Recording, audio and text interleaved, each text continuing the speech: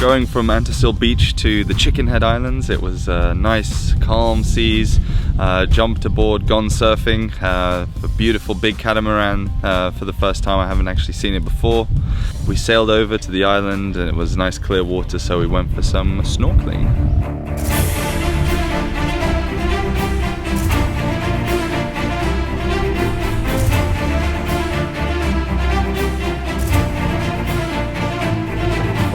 Snorkeled out towards the shore, saw a couple of fish, some parrotfish and some corals.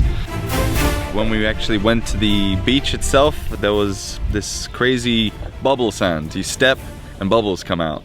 It's very surreal. I've never seen anything like it. You could keep stepping in one place and the bubbles kept coming.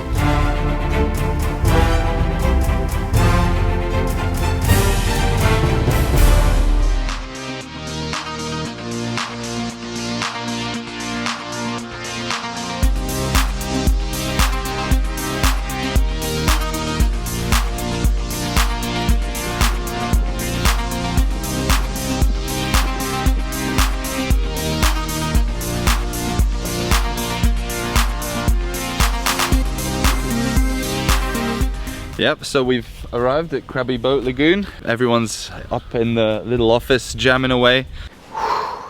It's good. There's air conditioning. I have a feeling it's going to be a bit of a late night because there is still lots to do. Some last minute pivots, a lot of content creation to make the games whole. So right now I'm trying to get a lot of art into my game because previously it was just completely plain boxes and cubes, what we call white boxing. I'm using a lot of asset packs, which are like free asset packs from the internet, and trying to repurpose them. Surprisingly enough, the most appropriate one I found was a zombie apocalypse. Even though my game has absolutely nothing to do with that, it's got a lot of appropriate assets. For creating those GIFs, Jerry's been helping with that, creating attributes for all of those different GIFs so that they can be things that actually make sense that you would give to someone, or things that don't make sense but at least have comedy value. There may well be a banana wallet and banana USB stick, yes. So we've arrived at Krabby Boat Lagoon and everybody is jamming away because tomorrow is the deadline. My game is in really good shape. I'm done with the software portion of it. The whole pinball game, it's nicely polished. I got menus, title screens, pause menus, scoring, and a leaderboard. So now I'm working on the hardware portion, the eyebrow controller, where you're gonna be controlling the pinball paddles or the bumpers with your eyebrow. Big challenge I'm facing right now is it's kind of slippery and things kind of get miscalibrated because they might slip down your eyebrow or up, and it needs to be kind of tightened around the head. And so that's what I'm working on. Got some good progress going from the first day I pivoted, and yeah, hopefully have something really good by the end of tomorrow. So the name of the new game is Circuit Heist. I'm feeling really good about where it's at. I've got a lot of the mechanics in. I need to spend probably a bit more time than I have just making levels and making good gameplay and experimenting with gameplay. But I think there's enough time to sort of throw something together. It's going to look really good, and you've got the little men running around and fighting guards and trying to steal things, which I think could potentially make it quite fun to play, but we'll see. So we've just arrived at Krabby Boat Lagoon and it's amazing. We're living in these cute little pods. We're all kind of frantically trying to finish our jam games before tomorrow. So basically I've been putting in all the cute little animations that I wanted to have, just some like polished things. I'm also fixing up some of the mechanics that didn't make sense and making sure the bugs that are in the game don't exist by tomorrow. I'm going to be doing some sound effects for Kirsten's game pretty quick.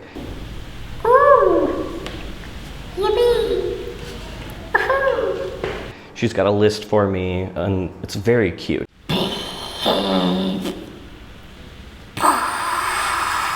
It's very adorable, so I need to channel like that, like, oh. Nice, lovely, cute bits. I think that I'll be able to finish. I just have a few more things on my list that I'm slowly knocking off, so by tomorrow afternoon, I think I'll be done. I've been working on my game. It's called Mating Flight, and it's the mating dance of two dragons.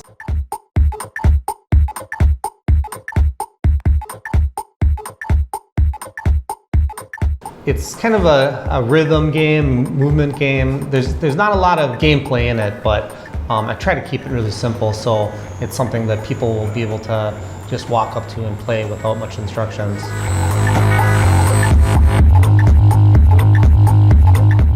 After the first Pirate Jam, me and Paloma went back to Puckett and we working on a game that was based off the game that we made at the Pirate Jam.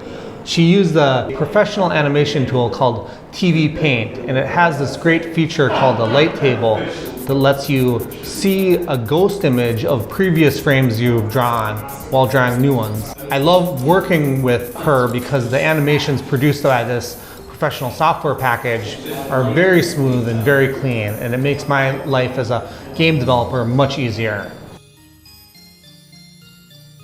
Making games is actually a lot easier than people think. Yeah. That's why I've got no bugs in this code. We're working on a game. If you've been watching the previous episodes, it's about a diver going and exploring and finding fishies and minerals, and kind of a loop of him diving and him or her coming in and out of his little boat. Why we're looking worried is that it's a pretty complicated game for a game jam.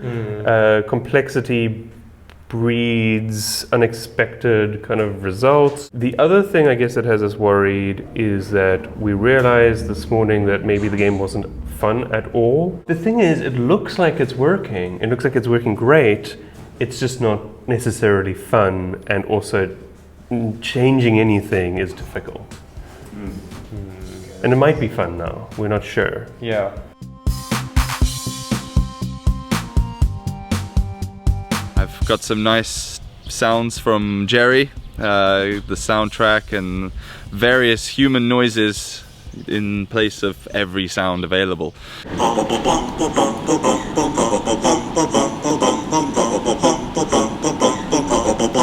Fantastic. I'm gonna put those in, and I got some nice content from Kenny NL as well for the cars and some of the buildings as well. So gonna finally get to the finishing line today.